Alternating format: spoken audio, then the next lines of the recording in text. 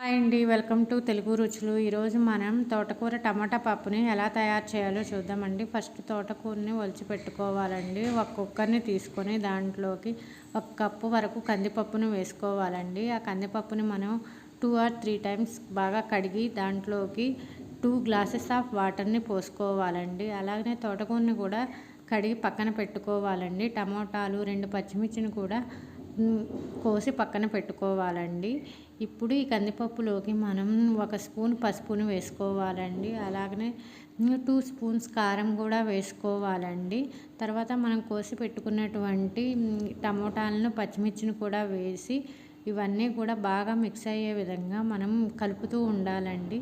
కందిపప్పులోకి కలిసే విధంగా కలుపుకోవాలండి. ఇలా కలిసిన తర్వాత మనం కడిగి పెట్టుకున్నటువంటి తోటకూరను కూడా దీంట్లో వేయాలండి. ఇదంతా కూడా నీట్గా కుక్కర్లోకి పట్టే విధంగా పెట్టుకోవాలండి. తర్వాత కుక్కర్ మూత పెట్టుకొని స్టవ్ మీద పెట్టాలండి. దానికి విజిల్ కూడా పెట్టాలండి.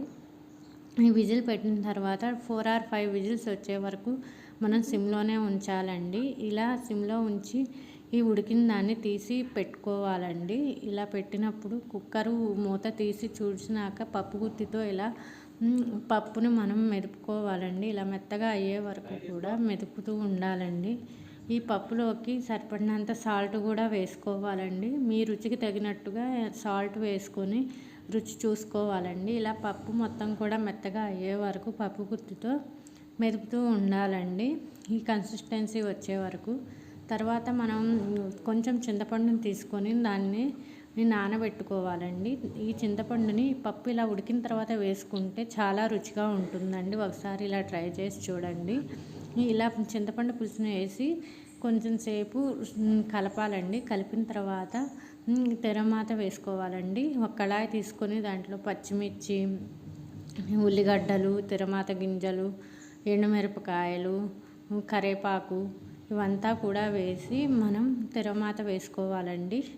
ఈ తెరమాత వేసిన దాంట్లో కొంచెం ఇంగువ కూడా వేసుకోవాలండి. ఇంగువ వేసుకుంటే పప్పు చాలా రుచిగా ఉంటుందండి. ఒకసారి ఇలా ట్రై చేయండి. ఇలా తెరమాత వేసుకున్న దాంట్లో చివరిలో మనం కొత్తిమీరను కూడా వేయాలండి.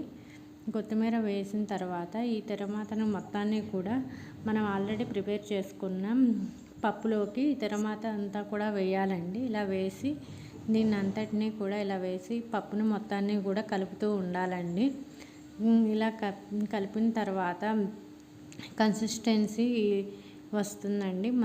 ఇలా కన్సిస్టెన్సీ వచ్చిద్దండి. దీన్ని అంతటినీ కూడా మనం కొంచెం సేపు స్టవ్ మీద ఉంచుకొని తర్వాత దాన్ని మనం ఆపివేసుకోవాలండి. అంతేనండి, సింపుల్గా ఎంతో రుచిగా ఉండేటువంటి తోటకూర టమోటా పప్పు రెడీ అయిపోతుందండి. ఇది అన్నంలోకి చపాతీలోకి చాలా బాగుంటుందండి. ఒకసారి మీరు కూడా ట్రై చేసి చూడండి. పిల్లలు కూడా ఎంతో ఇష్టంగా తింటారండి.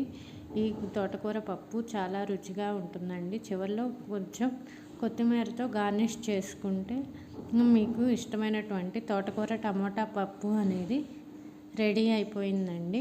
వీటిని ఇంకా మనం అన్నంలోకి తినటమేనండి. ఇది చాలా బాగుంటుందండి. ఒకసారి ట్రై చేసి చూడండి.